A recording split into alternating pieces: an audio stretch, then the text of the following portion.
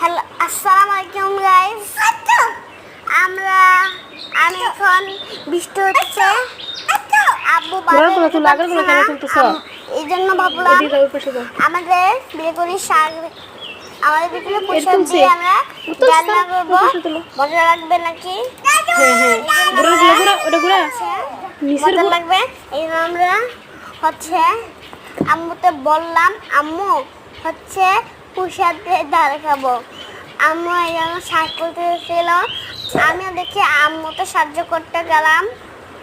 হচ্ছে মায়া বৃষ্টি চলে আসছিল, মায়া ভিজে যাবে কারণে আম্মু হচ্ছে বকাবকি করতেছিল।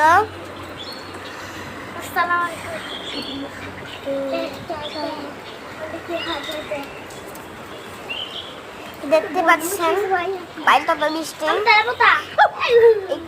এখন বৃষ্টি বৃষ্টি প্রায় শুরু হয় আমাদের ওখানে। এখন হচ্ছে বৃষ্টি প্রতিদিনই হয়, ঝড় বাতাস সব কিছু হয়।